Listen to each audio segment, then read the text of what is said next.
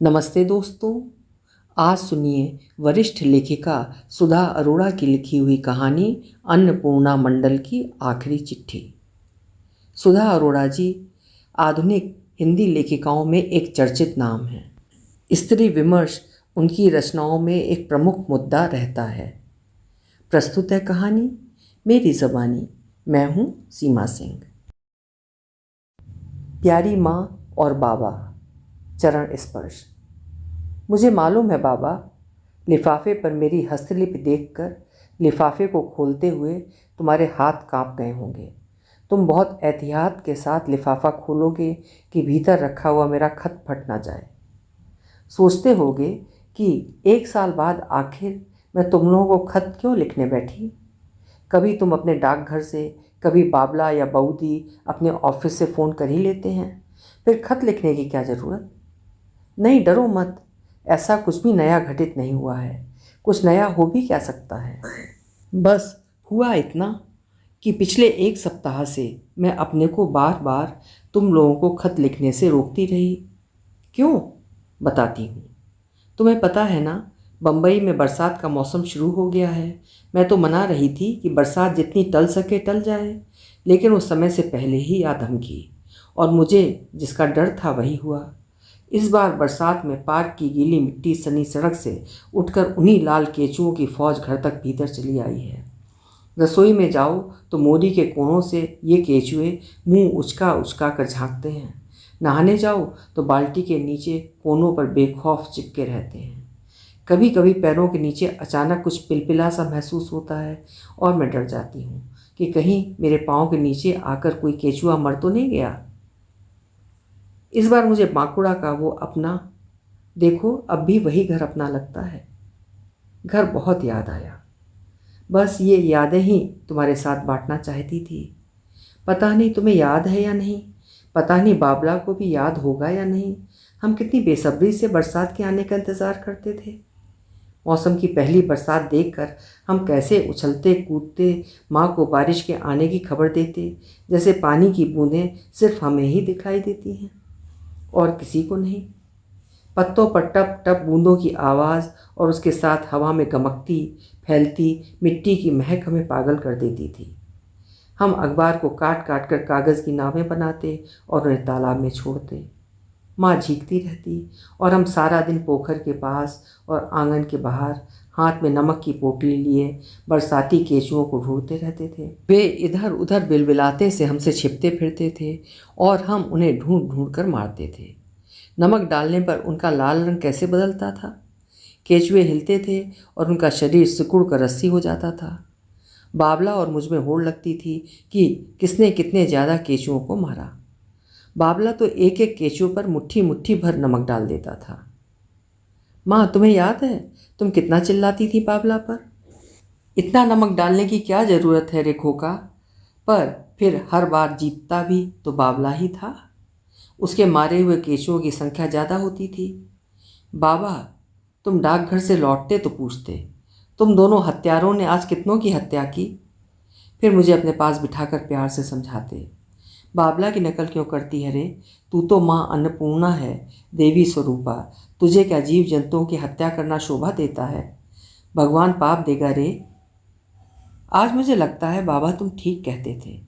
हत्या चाहे मानुष की हो या जीव जंतु की, हत्या तो हत्या है। तो क्या बाबा उस पाप की सज़ा ये है कि बांकुड़ा के बांसपुकुर से चलकर इतनी दूर मुंबई के अंधेरी इलाके के महाकाली केव्स रोड के फ्लैट में आने के बाद भी वे सब केंचुए मुझे घेर घेर कर डराते हैं, जिन्हें पुकुर के आसपास नमक छिड़क छिड़क कर मैंने मार डाला था। ये मेरी शादी के बाद की 5वीं बरसात है। बरसात के ठीक पहले ही तुमने मेरी शादी की थी। जब बांकुड़ा से बम्बई के लिए मैं रवाना हुई, तुम सबकी नम आंखों में कैसे दिए टिमटिमा रहे थे, जैसे तुम्हारी बेटी ना जाने कौन से परीलोक जा रही है, जहाँ दिव्य अप्सराएं उसके स्वागत में फूलों के थाल हाथों में लिए खड़ी होंगी। ये परीलोक जो तुम्हारा देखा हुआ नहीं था, पर तुम्हारी बेटी के सुंदर रूप के चलते उसकी झोली में आ गिरा था। वरना क्या अन्नपूर्णा और क्या उसके डाकिए बापू शिबू मंडल की औकात थी कि उन्हें रेलवे की स्थायी नौकरी वाला सुदर्शन वर मिलता। तुम दोनों तो अपने जमाई राजा को देख देकर ऐसे फूले नहीं समाते थे कि मुझे बीए की सालाना परीक्षा में भी बैठने नहीं दिया और दूसरे दर्जे की आरक्षित डोली में बिठाकर विदा कर दिया। जब मैं अपनी बिछुआ झांझर संभाले इस परीलोक के द्वार दादर स्टेशन पर उतरी तो लगा जैसे तालाब में तैरना भूल गई हूँ। इतने आदमी तो मैंने अपने पूरे गांव में नहीं देखे थे। यहाँ स्टेशन के पुल की भीड़ के हुजूम के साथ सीढ़ियाँ उतरते हुए लगा जैसे पेड़ के सूखे पत्तों की तरह हम सब हवा की एक दिशा में झर रहे हैं। देहाती सी लाल साड़ी में तुम्हारे जीवन भर की जमा पूंजी के गहनों और कपड़ों का बक्सा लिए जब मैं अंधेरी की ट्रेन में इनके साथ बैठी तो मुझे लगा साथ बैठे लोग ऐसे घूर रहे थे जैसे मैं और बाबला कभी कभी कलकत्ता के चिड़ियाघर में वन मानुष को घूरते थे। और जब महाकाली केव्स रोड के घर का जंग खाया ताला खुला तो जानते हो सबसे पहले दहलीज पर मेरा स्वागत किसने किया था? दहलीज की फांकों में सिमटे सरकते गर्दन उचकाते लाल लाल केंचुओं ने। उस दिन मैं बहुत खुश थी। मुझे लगा मेरा बांकुड़ा मेरे आंचल से बंधा बंधा मेरे साथ चला आया है। मैं मुस्कुराई थी पर मेरे पति तो उन्हें देखते ही खूंखार हो उठे। उन्होंने चप्पल उठाई और चटाक चटाक सबको रौंद डाला। एक एक बार में इन्होंने सबका काम तमाम कर डाला था। तब मेरे मन में पहली बार इन केंचुओं के लिए माया ममता उभर आई थी। उन्हें इस तरह कुचले जाते हुए देखना मेरे लिए बहुत यातनादायक था। हमें एकांत देकर आखिर इनकी माँ और बहन भी अपने घर लौट आई थीं। अब हम रसोई में पर्दा डालकर सोने लगे थे। रसोई की मोरी को लाख बंद करो ये केंचुआ आना बंद नहीं करते थे। पति अक्सर अपनी रेलवे की ड्यूटी पर सफ़र में रहते और मैं रसोई में, और रसोई में बेशुमार केंचुए थे। मुझे लगता था मैंने अपनी माँ की जगह ले ली है और मुझे सारा जीवन रसोई की इन दीवारों के बीच इन केंचुओं के साथ बिताना है। एक दिन एक केंचुआ मेरी निगाह बचाकर रसोई से बाहर चला गया और सास ने उसे देख लिया। उनकी आंखें गुस्से से लाल हो गईं। उन्होंने चाय के खौलते हुए पानी की केतली उठाई और रसोई में बिलबुलाते सब केंचुओं पर गालियां बरसाते हुए उबलता पानी डाल दिया। सच मानो बाबा, मेरे पूरे शरीर पर जैसे फफोले पड़ गए थे, जैसे खौलता हुआ पानी उन पर नहीं मुझ पर डाला गया हो। वे सब फौरन मर गए, एक भी नहीं बचा, लेकिन मैं जिंदा रही। मुझे तब समझ में आया कि मुझे अब बाकुड़ा के बिना जिंदा रहना है। पर ऐसा क्यों हुआ बाबा कि मुझे केंचुओं से डर लगने लगा? अब वे जब भी आते मैं उन्हें वापस मोरी में ढकेलती पर मारती नहीं। उन दिनों मैंने ये सब तुम्हें खत में लिखा तो था, पर तुम्हें मेरे खत कभी मिले ही नहीं। हो सकता है ये भी ना मिले, या मिल भी जाए तो तुम कहो कि नहीं मिला। फ़ोन पर मैंने पूछा भी था, चिट्ठी मिली? तुमने अविश्वास से पूछा, पोस्ट तो की थी या? मैं हंस दी थी। अपने पास रखने के लिए थोड़ी लिखी थी। तुमने आगे कुछ नहीं कहा और बात खत्म। फ़ोन पर इतनी बातें करना कहाँ संभव है।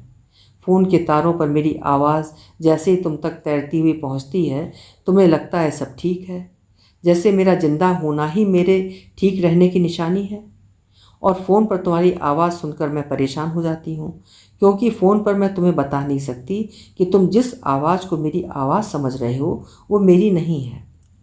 तुम फ़ोन पर मेरा कुशल क्षेम ही सुनना चाहते हो और मैं तुम्हें केंचुओं के बारे में कैसे बता सकती हूँ।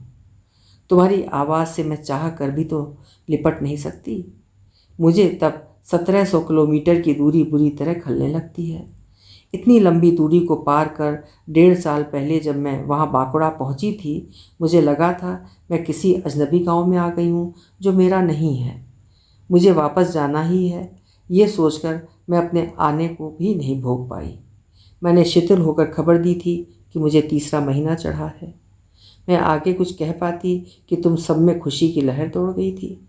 माँ ने मुझे गले से लगा लिया था, बऊदी ने माथा चूम लिया था। मैं रोई थी, चीखी थी, मैंने मिन्नतें की थीं कि मुझे ये बच्चा नहीं चाहिए, कि उस घर में बच्चे की किलकारियाँ सिसकियों में बदल जाएंगी। पर तुम सब पर कोई असर नहीं हुआ। तुम चारों मुझे घेर कर खड़े हो गए। भला पहला बच्चा भी कोई गिराता है? पहले बच्चे को गिराने से फिर घर ठहरता ही नहीं। माँ बनने में ही नारी की पूर्णता है। माँ बनने के बाद सब ठीक हो जाता है, औरत को जीने का अर्थ मिल जाता है। माँ, तुम अपनी तरह मुझे भी पूर्ण होते देखना चाहती थी। मैंने तुम्हारी बात मान ली और तुम सबके सपनों को पेट में संजोकर वापस लौट गई। वापस उसी महाकाली की गुफाओं वाले फ्लैट में, उन्हीं केचुओं के पास। बस फ़र्क ये था कि अब वे बाहर फर्श से हटकर मेरे शरीर के भीतर रेंग रहे थे। 9 महीने मैं अपने पेट में एक दहशत को आकार लेते हुए महसूस करती रही। 5वें महीने मेरे पेट में जब उस आकार ने हिलना डुलना शुरू किया, मैं भय से कांपने लगी थी। मुझे लगा मेरे पेट में वही बरसाती केचुए रेंग रहे हैं, सरक रहे हैं। आखिर वो घड़ी भी आई जब उन्हें मेरे शरीर से बाहर आना था। और सच माँ, जब लंबी बेहोशी के बाद मैंने आंखें खोलकर अपने बगल में लेटी सलवटों वाली चमड़ी लिए अपनी जुड़वा बेटियों को देखा, मैं सकते में आ गई।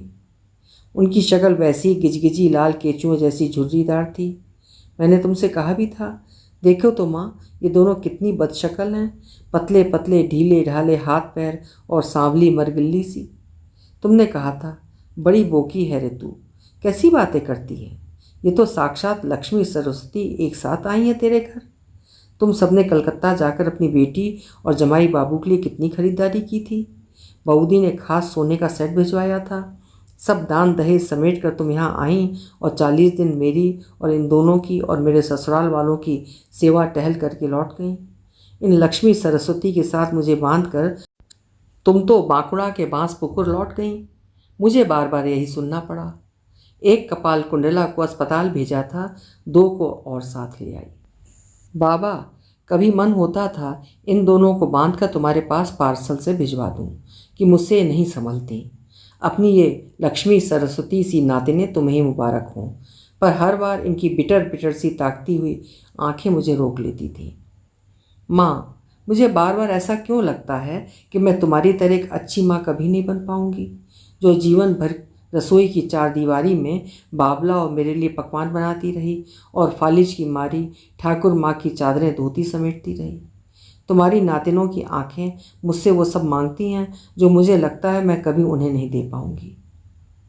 इन 5-7 महीनों में कब दिन चढ़ता था, कब रात ढल जाती थी, मुझे तो पता ही नहीं चला। इस बार की बरसात ने आकर मेरी आंखों पर छाए सारे पर्दे गिरा दिए हैं।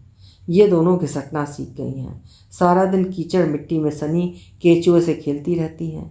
जब ये घुटनों घिसटती हैं, मुझे केचुए रेंगते दिखाई देते हैं, और जब बाहर सड़क पर मैदान के पास की गीली मिट्टी में केचुओं को सरकते देखती हूँ तो उनमें इन दोनों की शक्ल दिखाई देती है। मुझे डर लगता है कहीं मेरे पति घर में घुसते ही इन सब पर चप्पलों की चटाक चटाक बौछार न कर दें, या मेरी सास इन पर केतली का खौलता हुआ पानी न डाल दें।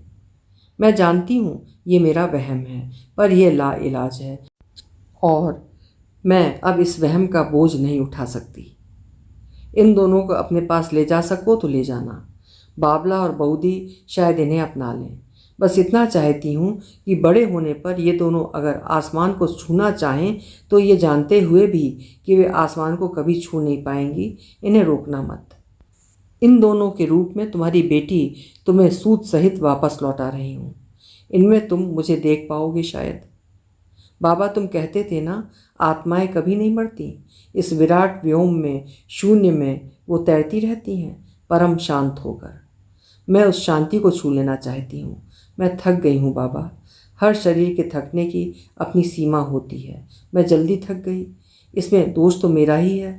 तुम दोनों मुझे माफ़ कर सको तो कर देना। इति तुम्हारी आज्ञाकारिणी बेटी, अन्नपूर्णा मंडल।